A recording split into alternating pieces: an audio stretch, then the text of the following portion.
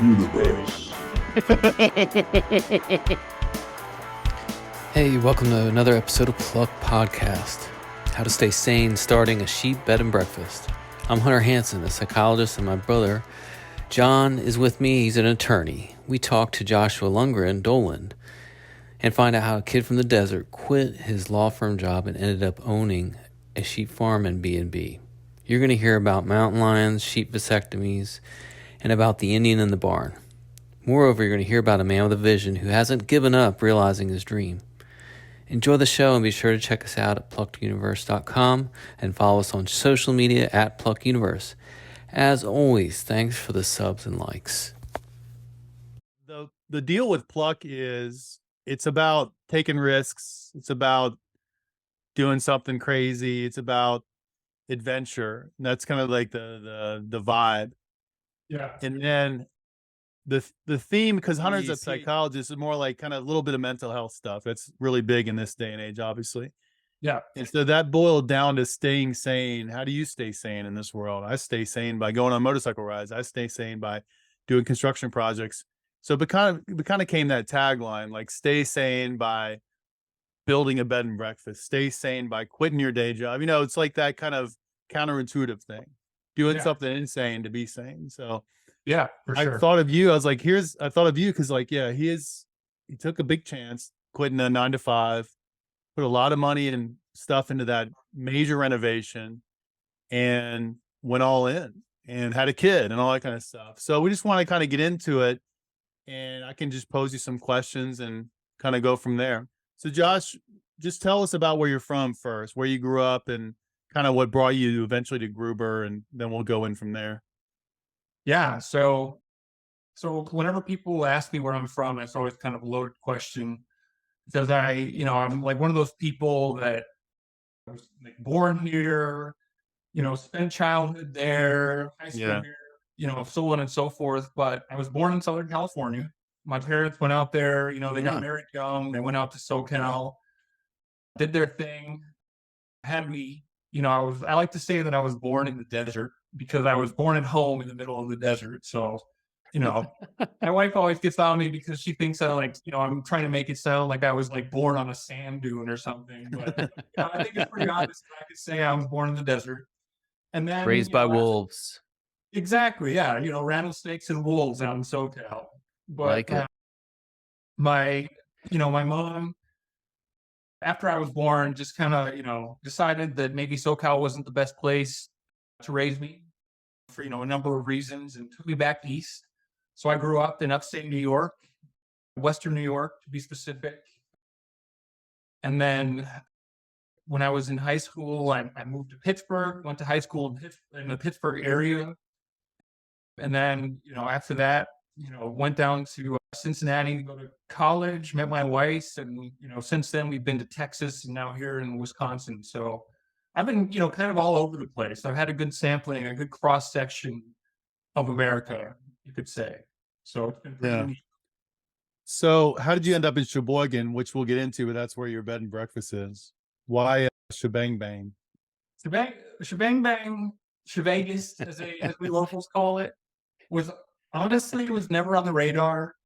We came to Milwaukee first, and the reason we came to Wisconsin in the first place was because of the sheep farm idea. We started out in Texas, Dallas, and like Dallas just wasn't the kind of place to start a sheep farm. For a number of reasons, for many, many reasons, not a great place for a sheep farm. So, I kind of pushed my wife and planted the seed had already been planted, but I was like fertilizing that tree on, we need to go somewhere where we can make this work. That was like my main focus at the time. So we came to Milwaukee. My wife got a job in Menominee Falls, and that's what brought us here in the first place. So, when we first got here, I was looking around, trying to find a good, farm plot, this and that, working with different realtors.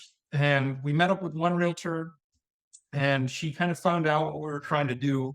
She was like, I've got like this family up north. They've got this property they're sitting on. They just inherited. They don't know what they want to do with it. Like, I think it'd be perfect for what you're trying to do. Like, would you be willing to go check it out? And I was like, sure, whatever. That's cool. you're recommending it, let's go. So she gave us like the address. We didn't know anything about Sheboygan, so we left Milwaukee and we're driving and driving and driving. Yeah. I'm like, what is she thinking at this point? You know, like we're out in the middle of nowhere. We've gone like over an hour at that point. And of course, we missed the exit that we were supposed to get off. So we had to go like another 10 miles to find the next exit. So it was just a disaster.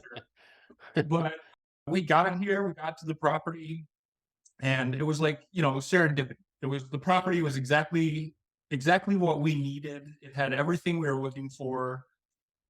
And by the time we were driving home, we were already trying to convince ourselves that we could make the commute work.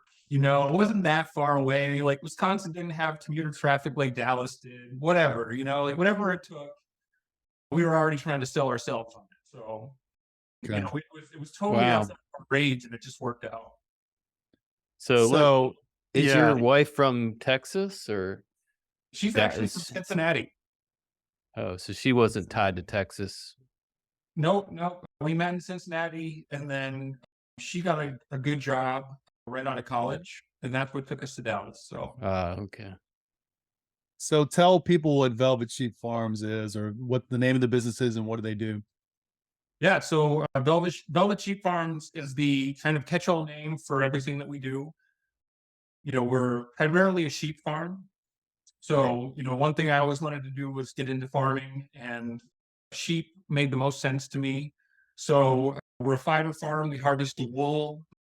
And, one thing kind of sprang up, it wasn't part of the original plan, but we do farm tours. So we've had people come from all over the place to, visit the sheep, interact with them, feed them, buy our products. And then about a little over a year ago, we opened up as a bed and breakfast as well. Wow. How's that been going? How's the clientele and the guest numbers going? It's been great. I mean, we did our soft opening. I don't know if anybody's heard of something called the Ryder Cup. It's a pretty big golf tournament. And for some reason, we were fortunate enough here in Sheboygan to host it. So basically, like the population doubled for a week. We had 50,000 plus tourists come in, and that was like our launch. So we were like right from the get, and it was all by design. I knew that the Ryder Cup was going to happen. It was delayed because of the pandemic, so it gave us a little more time. But it was like opening the fire hose right off the bat.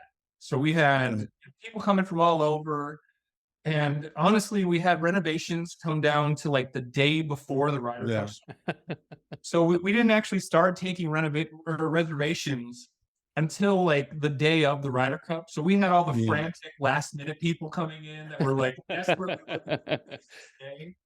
But we were like full from the get-go, and then it was like we went into the winter. It was like it slows down here.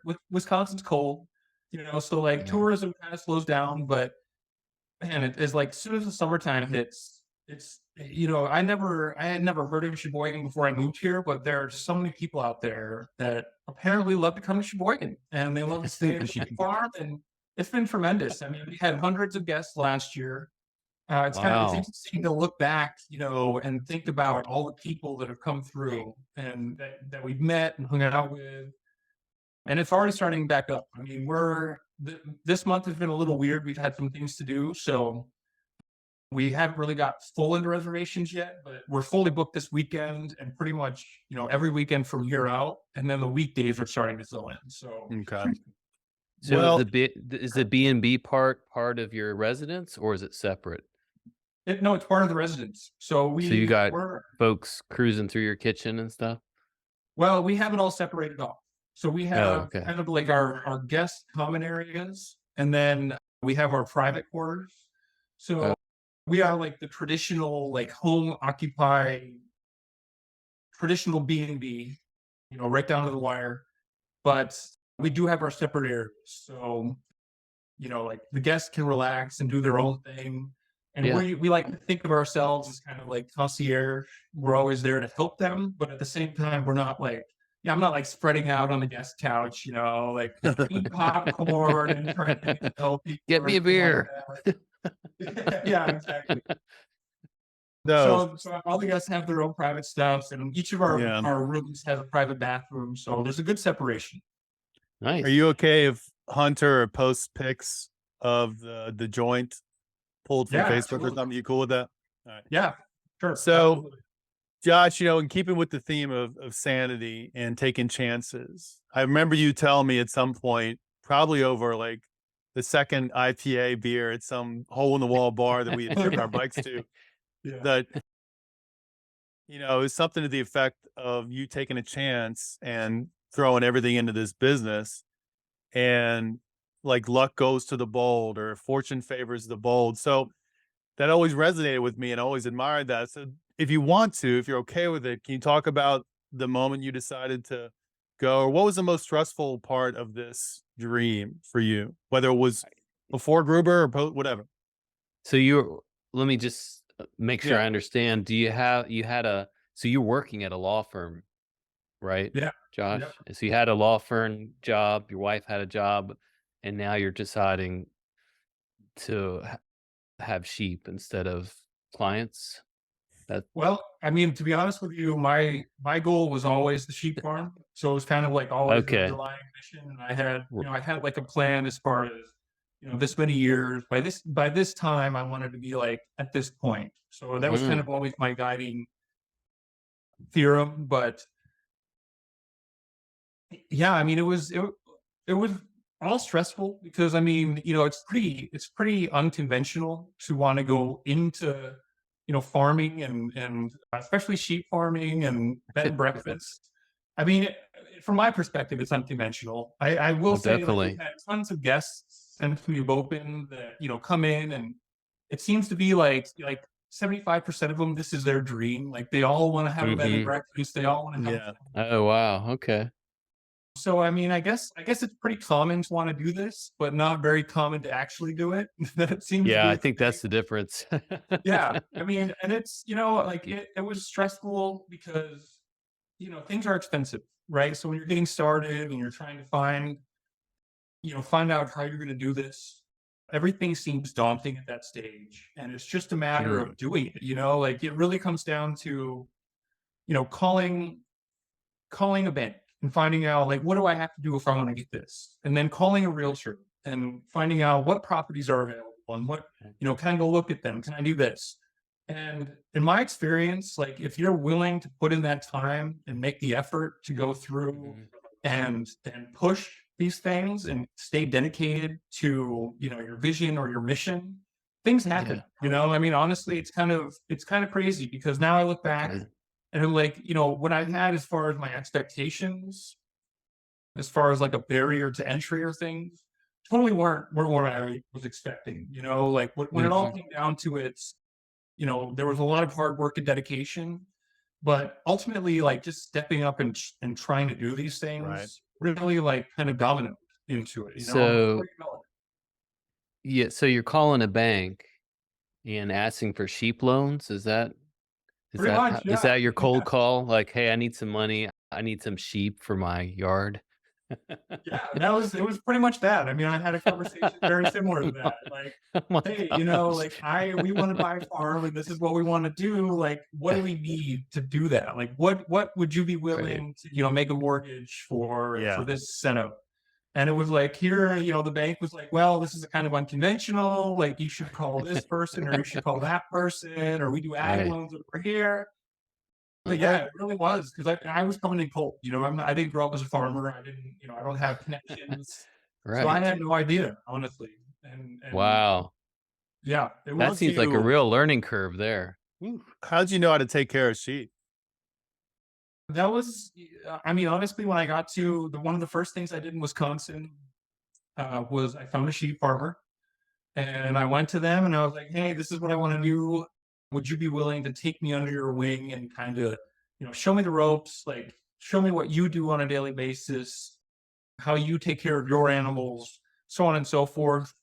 And then, there was reading books on it and trying to like, do the academic study on sheep farming.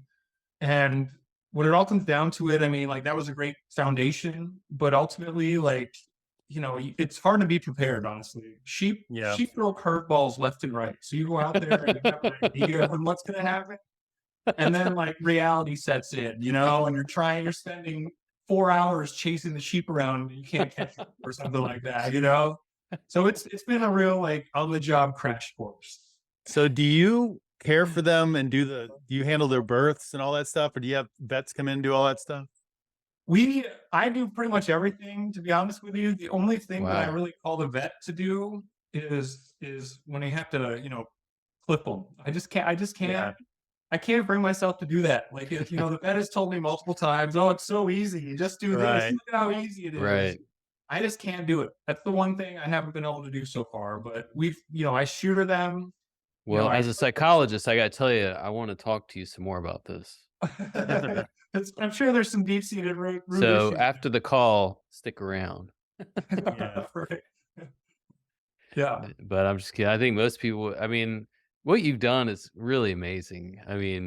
To go from no background to sheep loans and sheep shaving, and it's amazing. And even more so, Hunter, my brother, has built, I think, 3 houses or 4 houses, and he's currently building a cabin in Georgia just to flip it and sell it. So his method is to go as cheap. He's the cheapest human being on the planet, and if there's a way to save 10 cents on a screw, he will save 10 cents on a screw. So without getting too catalog-y, and listing everything, he summarized the renovations you did on the house. I only asked because when you told me about it, it was fundamental stuff. And so just basically summarize house when you bought it to house now, bed and breakfast when you bought it to what does it look like now? What's the difference?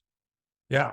Well, one of the big differences that, this farm was never an animal farm. They had, it was fruit and berries originally. So other than the barn structure, the main barn structure, pretty much we had to do everything else. So, since we bought this property, I've probably dug, I don't know, 300 post holes in the ground, That's the other thing. You learn as you go that there are really easy ways to do this kind of stuff. If you know tools and equipment to get, everything is so easy. But I was out there with a post hole digger and an ice auger. So we had to put all the fencing in, all the infrastructure for the animals, and then we got lucky that the property we bought this actually operated as bed and breakfast before. So I didn't know that. The bones were there. They had the plumbing and everything was in. But the people that had owned the house also shared your philosophy, Hunter, on being as cheap as possible. So I love these guys.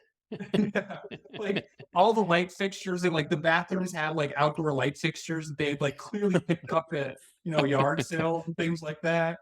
Just these weird style designs where bathrooms were sandwiched into corner closets and you couldn't close the door because the toilet was blocking it, kind of deal.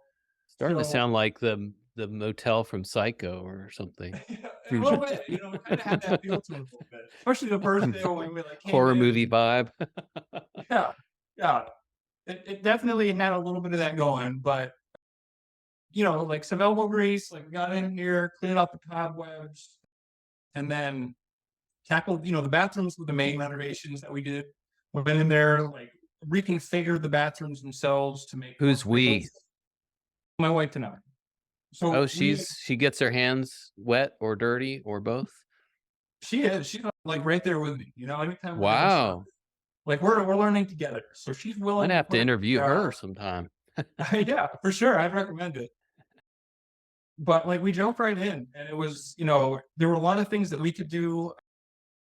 To be honest with you, I did hire in some help for the bathrooms, just because I've learned with this property, and it probably goes for every property, that you can really quickly find yourself in over your head. And it's usually more expensive to try to fix what you've done than to have just done it right in the first place. So we got some help for the bathrooms. I can't take credit for the bathrooms as much as I'd like to. A lot of our guests come in and are like, man, those bathrooms are amazing. You did such a good job. sometimes I want to just smile and, nod. So we did have help for that. So that was like the one renovation that we actually like paid professionals to come in and do, but totally like updated that, put in new fixtures, like brought it into the light, new Yeah. paint everywhere, new light fixtures. But by and large, it's pretty sound to how it was. I mean, this is the farmhouse was built in, I believe, 1911, so it's a very Oh, old wow. house. Yeah. So Did you it take had, any like, walls off? Like, did you remove any plaster or drywall or anything, well, we or we crawl did under it? You see anything we did weird? well. There was so the original house has been added onto 3 times. Oh, So like you wow. have like the old structure where it's like lath and plaster construction. Yeah. And then you have like the new construction, which was done in the 70s. So it's not that new, but it's still new enough to where you have like drywall. Uh, so there were like some spots where, where like they were taking out a wall and then just like accidentally discovered the old exterior wall. And then like some of these Oh. have like this brick inside the wall for like old window frames that you weren't expecting to find. So yeah, there were some random things like that for sure. But it's a little bit of this house is a little complicated. I will admit. Every time we have anybody like a plumber or electrician come out, I like to I can give that imagine. caveat. Like you're not in for your normal experience here at this house. It reminds me of a house we remodeled in Chicago that was built in 1890. It had gas lights. It was pre-electric, had lead pipes for water, and then they'd replace the gas lines with cloth-covered wires, Oh my which I guess is what you get a Chicago fire from. goodness. Yeah, nothing about that sounds So like a good idea. Like you have the time and have to kind of like think maybe yeah. Well, that's that's amazing work that you did there. That's yeah, it's been very rewarding. because It's you nice. did it while you were living there, right? Oh yeah, Mm. we were Oh, living, wow. we were working full time. The one good thing about the renovations is that we were working from home while that was going on, so I was able to kind of like be here. I wasn't like leaving and then coming back to like find this wall's gone and it wasn't supposed to be or anything like that. But Yeah. but yeah, it has been an adventure and it's always ongoing. I mean, really, this is like any house I'm sure is a constant improvement, but we're kind of like working from behind the 8 ball, so it's a little more urgent in some ways. But yeah, it's the work is not done by any Wow. means. Well, Or I did have your all these questions about sheep. Go ahead, John. did your folks kind of give you any flack about leaving a 9 to 5 and going into business? Any kind of pushback from anybody? I didn't get any pushback. I feel like my folks have always kind of known like that I'm the kind of person that when I say I want to do something, I'm probably going to do it, and also a little unconventional. So I don't think that they were surprised that I did it, but still impressed that I made it happen. Yeah. If that makes sense. And they were happy for does. me. I mean, both of them, have always kind of like been, do like live your dream type parents. It was Oh, never this is what you have to do. Like this is what you should do. Right. But do what makes you happy too, and be successful at it. So was there ever a moment you thought I have made a huge mistake? yeah, I would say there's a couple times when it's like January and we're going through like the polar vortex, and I'm out there with like full hay bales trying to like feed a bunch of sheep that are like just losing their minds every day, and the goats are screaming at me from around the corner, and I'm doing this like twice a day, and like almost like collapsing in a blizzard, like random times like that. But for the most part, I haven't really looked back. Are there What's any crazy is it's like sheep have you any? have, Go yeah, ahead. it's like you have two businesses. You have the farm. Farming sounds tough and frankly miserable to some people. And it's like, pitch dark, early mornings, freezing cold, poo everywhere, all that stuff all day. And then you have the bed and breakfast. It's two businesses, two operations. It is pretty amazing. Hunter, what are your questions?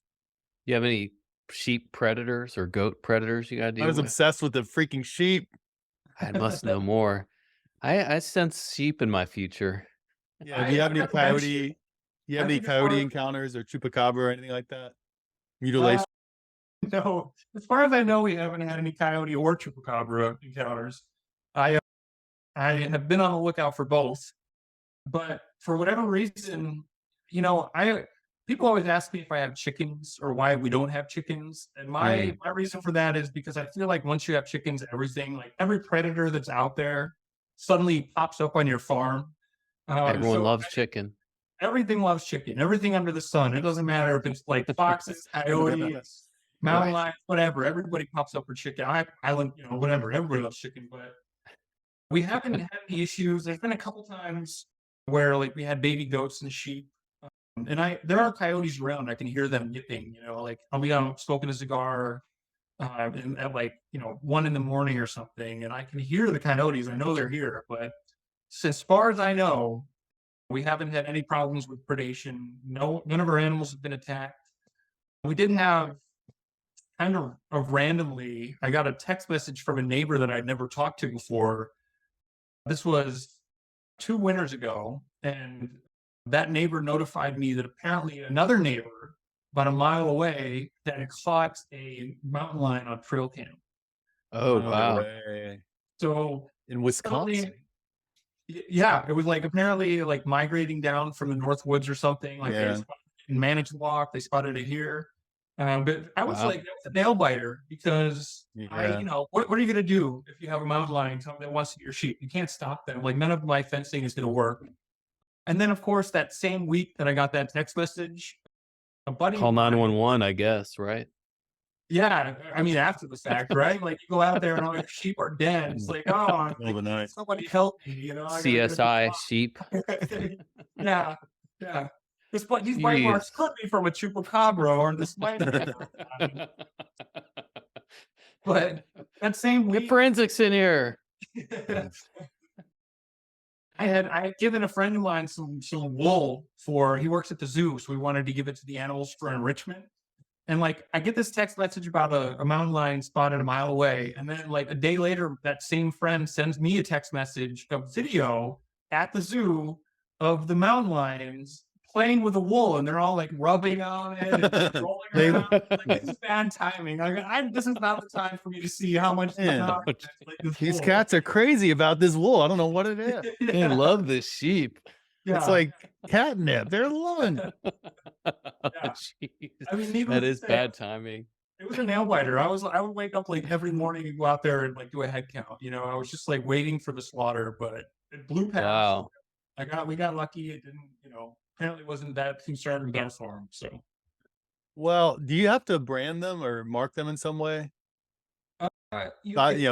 Complete separate topic, but I just was worried about that or curious about that rather.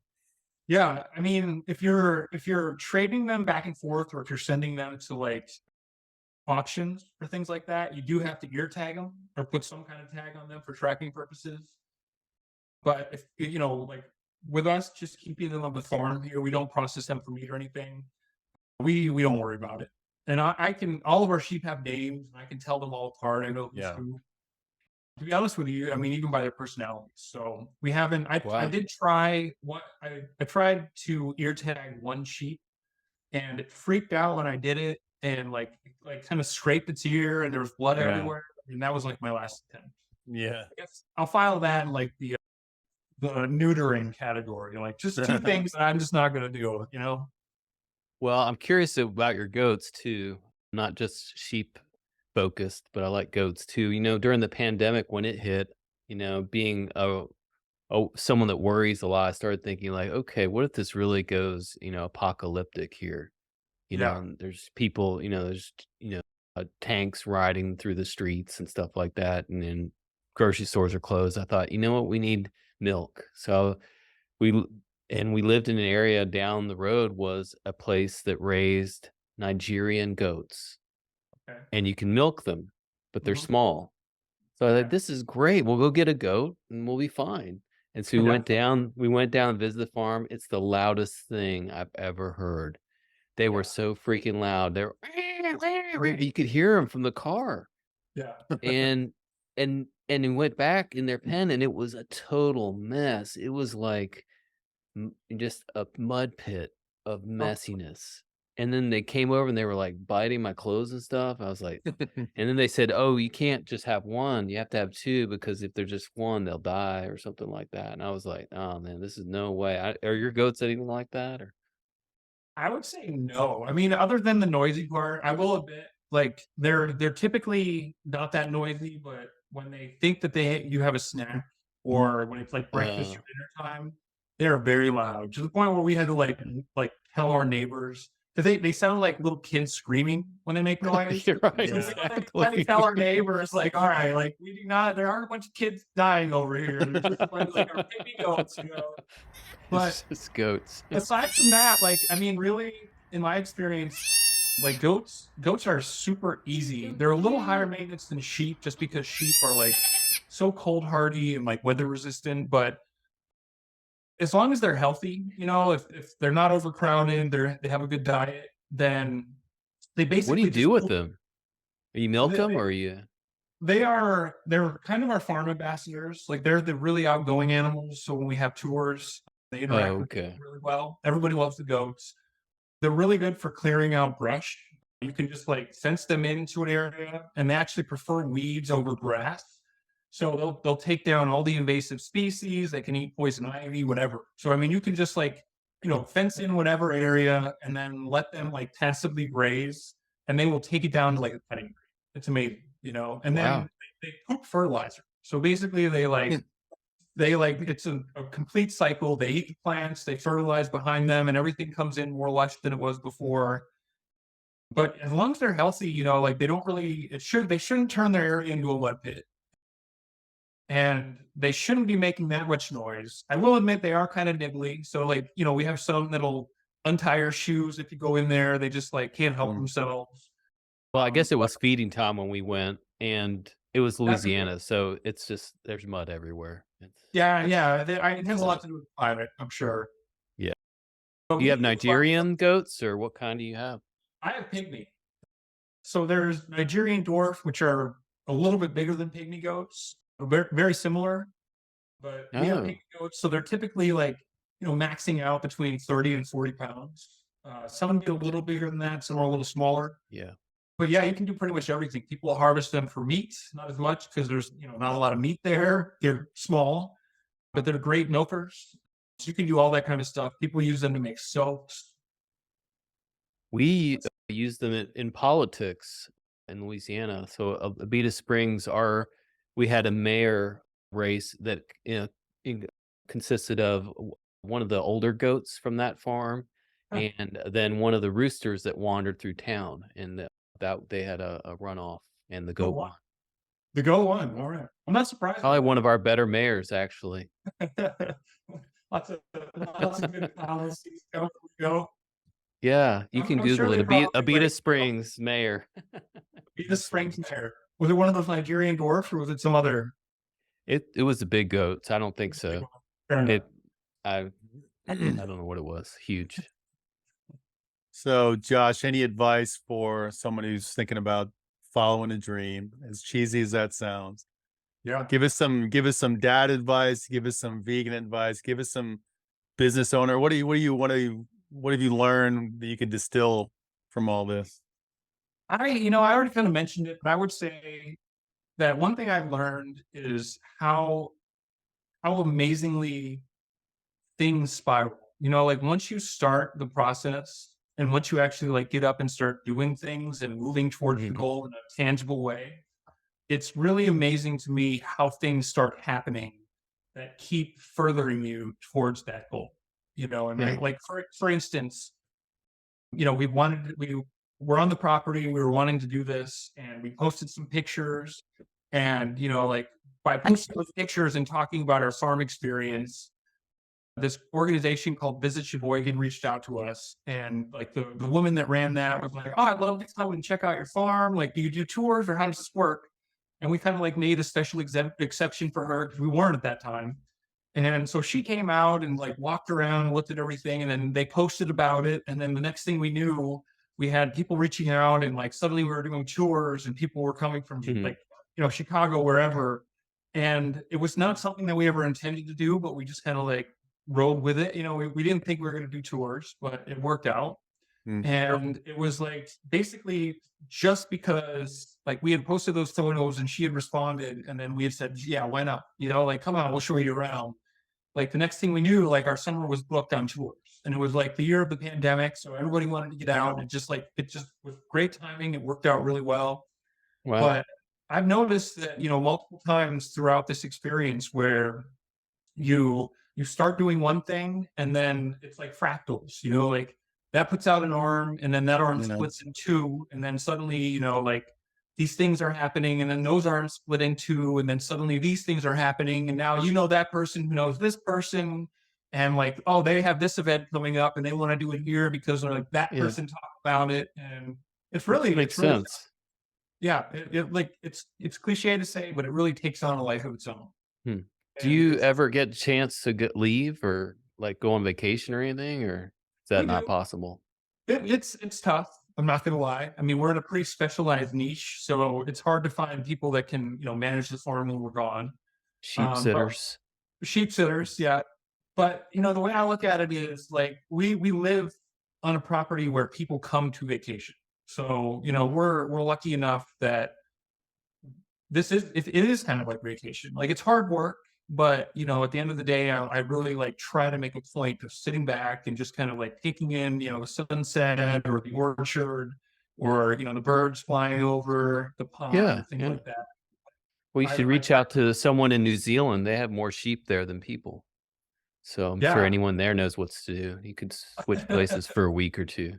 Yeah, well, I've heard like you have people like these professional shearing people that literally like travel around the world, and they go from like shearing to shearing, and that's how they support themselves, and like they are put up on farms for free, and that's the whole experience.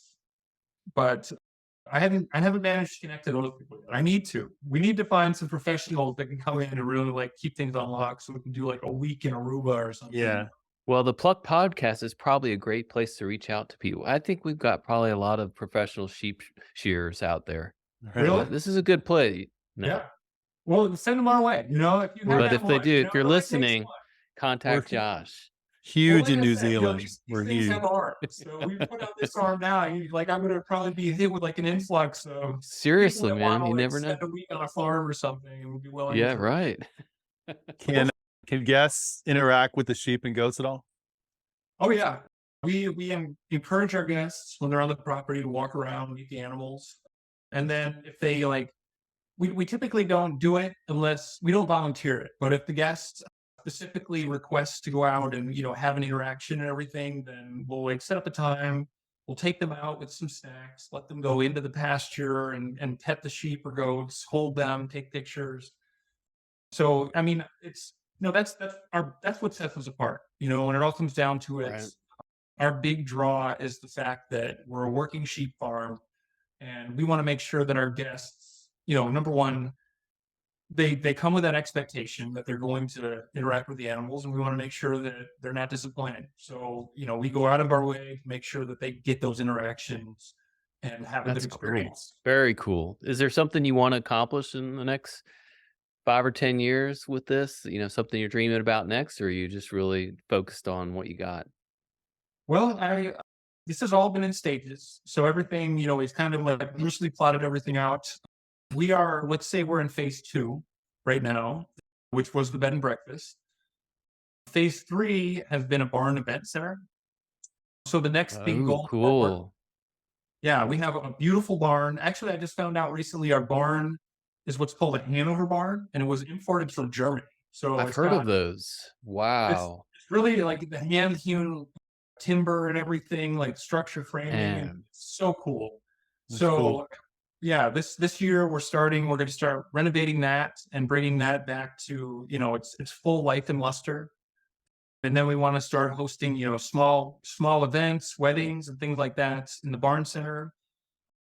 So that would be phase 3. And then phase 4 is kind of like, my retirement dream, so to speak. I want to have like a little pub here on the property called the Screaming Weasel Inn, where, I could sit back, I could be that guy that like sits back on a comfy chair and like sips a bourbon or something and like hangs out with guests and whatnot. And, I like it.